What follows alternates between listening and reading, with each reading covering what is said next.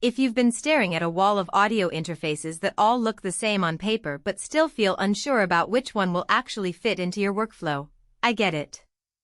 The specs can sound impressive until you realize half of them don't matter once the cables are plugged in and the clock starts ticking. I spent the last few weeks digging into the Yamaha MADI interface card so you don't have to. Link is in the description if you want to check the product details on Amazon. This isn't one of those just add water solutions that promises the world but leaves you wrestling with drivers at 2 a.m. before a gig. The MADI card is built for people who already have a Yamaha console, usually the CL or QL series, and need to expand their I/O without turning their stage into a spaghetti junction. If you're running a small club system or a corporate event with a handful of mics and a couple of playback tracks, this card might be overkill. But if you're dealing with a festival stage, a broadcast truck, or a large theater where you need rock-solid, low-latency audio across dozens of channels, this is the card that actually shows up and does the job without drama. One thing that surprised me after reading through the manual and talking to a few live sound engineers is how straightforward the setup really is once you get past the initial "which slot do I use" panic. The card slots right into the expansion bay on the back of the console, and if you've ever swapped a Dante card or a USB card before, the process is familiar.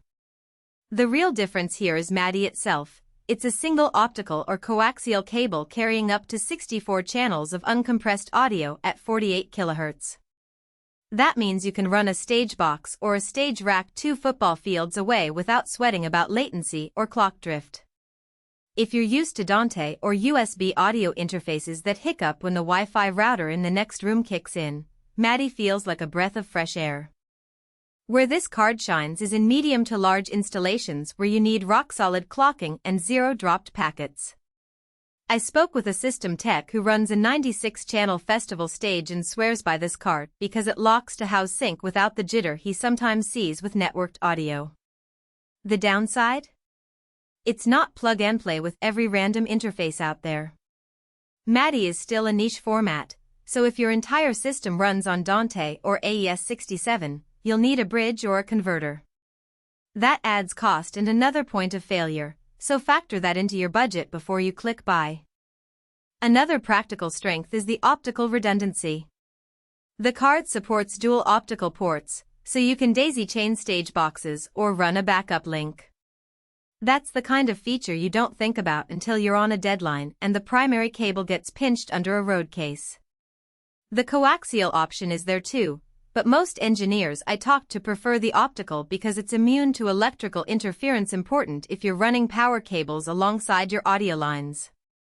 On the flip side, the card is heavy and takes up one of the limited expansion slots on the console.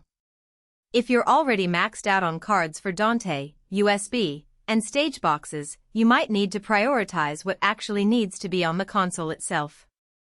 Also, the price tag isn't small. It's not a consumer audio interface you can impulse buy. This is a pro audio investment that pays off only if you're running a system that genuinely needs MADI's channel count and stability. Who should buy this? If you're a live sound engineer, a broadcast mixer, or a system integrator who regularly deals with large channel counts and long cable runs, this card is a solid choice. It's also a good fit if you're upgrading an existing Yamaha console and want to future-proof your I/O without switching to a different ecosystem. Who should skip it? If you're a solo artist running a handful of mics into a laptop, or if your entire setup is already Dante native and you don't need the extra channels, save your money and stick with what you know. The bottom line is this: the Yamaha MADI interface card does exactly what it says it will do, and it does it reliably. It's not flashy, it's not cheap, and it won't make your coffee, but if you need 64 channels of rock-solid audio over a single cable, this is the card that won't let you down. Check the link in the description if you want to take a closer look.